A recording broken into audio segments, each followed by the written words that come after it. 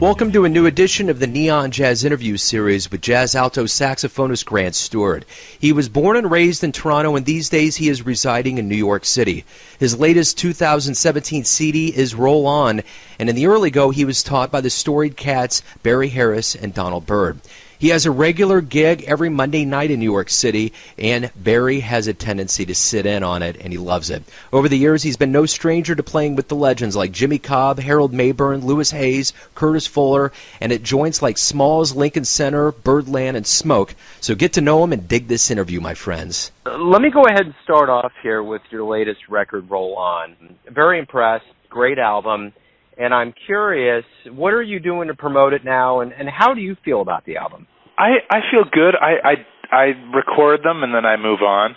You know, I mean, it's really like for me, the records are a snapshot of that moment. By the time something comes out, I haven't forgotten about it, but I don't dwell on my recordings. Kind of, I like to keep moving. Yeah, I feel good about it. I mean, they're great players, and it was in the middle of a tour out west in Vancouver, so we'd been playing a week consecutively, so we were feeling pretty loose. Well, you've had 16 plus as released out as a soloist, as a leader. What do you like to see in each successive release? Is there a real push for evolution? Is there a real push for refining your sound? What do you like to do? You know, I don't try and push evolution. I mean, this is not a creationist thing. No, I don't try and force myself to evolve. I just try and let it happen naturally. And for me, you know, my evolution has been very slow. And you know, artistically speaking, there have been times in my youth when I really tried to make things work, and you can't rush or force natural evolution and growth. So I just, continue to study and do what I do and play and let myself kind of evolve more naturally.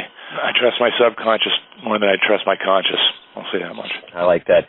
So prior to getting to New York, when you were 19 years old, you were born and raised in Toronto, Canada. Talk to me about your childhood and how you got not only into jazz, but the saxophone.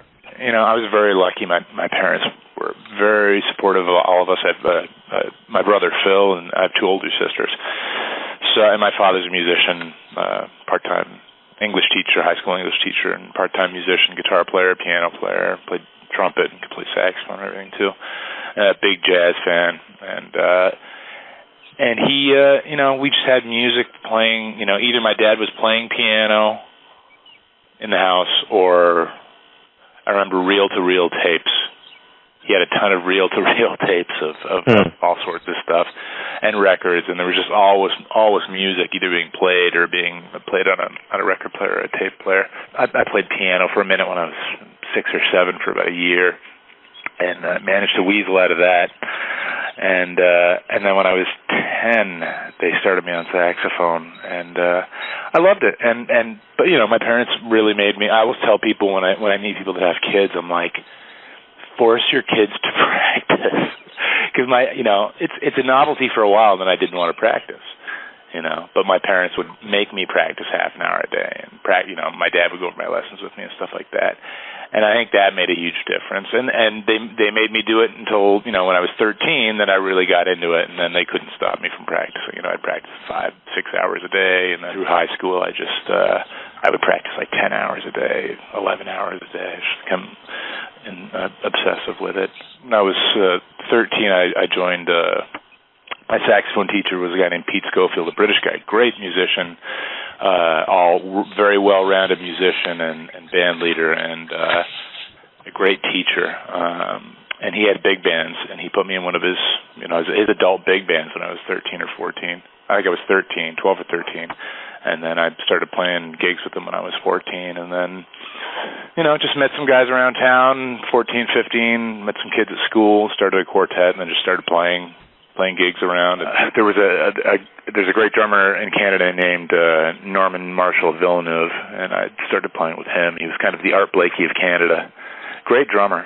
He actually got called for the gig with Duke at one point, but he couldn't get his working papers together, so he didn't get it. But he had kind of a Canadian Jazz Messengers group that I played with as well. That was a big help to me as well. Yeah, and then I came down here after high school. What were some of the jazz albums that you listened to early on in your life that really kind of cemented your notion of jazz and got you into it? Early on, I mean, some Byrd records. I'm trying to think of specific ones that had an impact. I mean, Miles at Newport was around the house. I love that record.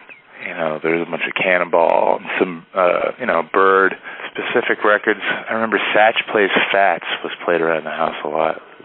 Nice. And, through my youth, I had phases where I was more into, I was into Coltrane for a bit, and more into Train and Wayne Shorter and stuff like that, and Ward Oldman went back more into Sonny Rollins, my later teens, and I moved around. And I also listened, as a kid, I listened to rock and everything like that as well.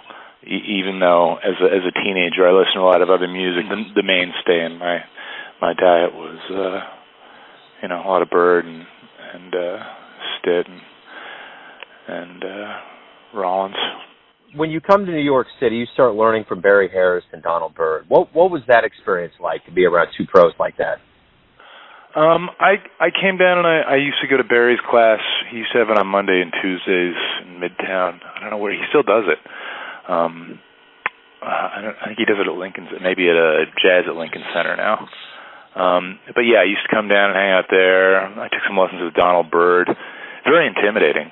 Took a lesson or two with George Coleman. Really, I was really intimidated. I mean, I moved down here. I can't believe my parents let me move down to New York. I'd never been down to New York. And they're like, all right, go ahead. And I just came down here. And it was a much different city back then. It was kind of wild westish back then. And I look back and I'm like, wow, it's pretty,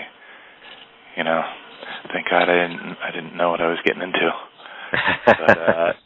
But yeah, it was very intimidating. And I mean, they were very cool. Like Donald Byrd was very cool, very, gave some great advice and very insightful. And George Coleman was very, very friendly, very, very, very nice to me. I took a lesson or two with Joe Lovano as well. I mean, my early experience was just I just hung out. I came down and I hung out. My roommate went to the new school, so I just hung out at the new school all the time. And that's where I met a lot of guys that are my friends today. I met back then. And it's funny because I hung out there so much that they thought I went there. Huh. They eventually kicked me out. But yeah, just I hung out a lot and I played a lot. We used to play sessions every day, and it was good times. Well, the one thing, too, is that you played all over New York, Smalls, Lincoln Center, Birdland, Smoke. In the beginning, were you nervous, or was the stage kind of a natural place for you?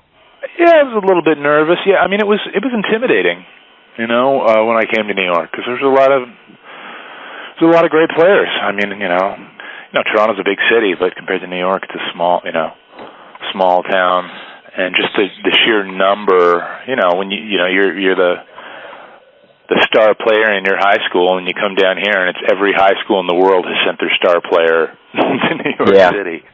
Yeah. So it's humbling, and guys can be rough, but it's New York City. As Johnny Griffin used to say, New York City, tough titty. That's right. But I stuck it out, and it made me stronger. I had my cymbal thrown at me moment, and that made me a better player. It did for Byrd, for sure. So over the years, you've been all over the place. You've been North America, Europe, Japan, Brazil, Taiwan. What does it mean for you to travel to different cultures and different geographical locations to deliver your music to people? I just feel so lucky when when I get somewhere and have an audience there to listen to me. Also, I feel very lucky to see. I never feel like I never go anywhere as a tourist, because when as an artist, as a musician, when you get there, you're accepted into the culture immediately. You kind of have VIP status when you get there, and you're brought into kind of the non-tourist world of the country, and so I feel lucky to have, I go places and I never feel like I'm a tourist. I always feel like I'm arriving with people there ready to receive me and ready to show me the kind of the inside stuff of their countries. But it means a lot to me. It's I'm very, very fortunate to do what I do, and to have seen, gotten to play and see and meet the people that I've played with. I'm going to piggyback off of that a little bit. You've had 16 plus albums as a leader. You played with Jimmy Cobb, Etta Jones, Harry Connick. The list goes on and on. How do you feel about your career, what you've done up to this point in the world of jazz? I don't really think about it, honestly. I mean, for me, the highlight of my career is we have a steady gig every Monday in the East Village, 11th Street in between B and C, a place called the 11th Street Bar, and it's a great hang. It's bass player Murray Wall and Richard Clemens, piano players. They're the leaders, and Taro Okamoto, drummer, and Joe Magnarelli and myself on trumpet and saxophone. But every week, if he's in town, if he's not traveling, Barry Harris comes down, 87 years old, comes down and hangs out all night, and then plays, wow, 3 or 4 tunes with the band. And that's the highlight of my career right there. I mean, I've played in fancy halls and places that look good on paper, but for me, that's the highlight of my career. Getting to play with Barry on Monday nights when he comes down and sits in. That's the highlight for me. So why do you love jazz? That's a good question. It's just kind of, for me, I mean, why do I love jazz? I get to play whatever I want when I put the horn in my mouth. And that's pretty fun. I mean, it's fun for me. It's not, it's not work.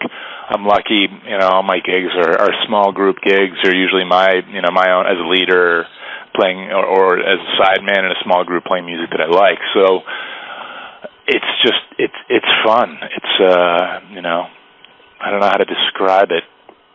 I don't know how I would describe it. It's just, it's, for me, it's like swinging around on monkey bars in my mind. It's just a lot of fun to do. Yeah, that's why I love it. So you did mention a lot of Byrd albums in the beginning, and I want to ask you this. If you could go back in time, if that was possible to get into a time machine and go somewhere, would you see Byrd, or who would you want to see live? Yeah, I mean, of course. I'd love to see Byrd. I'd also love to see Hawk. I'd love to see Don Baez live. There's a lot of guys whose sounds I'd like to hear live, just because it's hard to gauge on record exactly how big or how loud they played, how big their sounds were. So I would love to, of course, get a time machine, go hear Byrd, but Don Baez and Hawk as well, and Ben Webster, in their, especially in their prime. It would be interesting to hear how big their sounds were. I remember I met Jimmy Heath one time, and we were talking about tenor sound, and he was talking about Gene Ammons, and he said he heard Gene Ammons play, I forget where it was, but he was in a balcony above the stage, and he said without a microphone, Gene Ammons' sound was so big that he could feel the floorboards vibrate. Wow. From his sound from a balcony. So, wow, that's wild. Urban myth. Well, that's good stuff, though. It's good to pass around for sure. So let me ask you this. Everyone has a version of you. Your family, your friends, those that you play live for, people in the business world that you deal with. But when you wake up and you face the world, who are you? Who do you think you are? Who do I think? I just heard someone say that to me. Who do I think? Who do you think you are? My girlfriend just said that to me. There you go. Who do I think I am? I mean, I'm changing all the time. I mean, that's for sure. When I look, I do this quite often. I look back and I ask myself that. I'm like, who is Grant? And I go back over my whole life and I look at myself when I was, 6 years old and who I thought I was then. And then I look at myself when I was 10, 11, 12, and I look at this Grant walking around with the concept of himself that's a different Grant every year. Constantly changing, and basically with ideas and concepts that I've been fed by people that I take on as my own identity, and I think that's me until I learn something else. And I think, no, this is me. And then I look at myself through my whole life up till now, and it's just this constant. There is no fixed you. Yeah. I guess is what I'm getting at, which is how I definitely feel, because I'm constantly changing, I'm constantly learning, and I'm constantly, finding new music and new things to learn that change me. But I do realize that these things are basically just bits and pieces that I hold in my mind, and then identify myself as these thoughts, which it's kind of a mirage. It's not me. It's a thought. I like that. Yeah, totally. I agree. Grant, thank you for taking some time out today to open up about your new album, open up about your life. I appreciate it, man. Great. Thanks a lot. Thanks for listening and tuning in to get another Neon Jazz interview, where we give you a bit of insight into the finest players in New York, Kansas City, and spots all over the world, giving fans all that jazz. And thanks to Grant for his time and his stories. If you want to hear more interviews, go to Famous Interviews with Joe Domino on the iTunes Store. Visit neonjazz at youtube.com. And for everything Neon Jazz, go to the neonjazz.blogspot.com. Until next time, enjoy the jazz, my friends.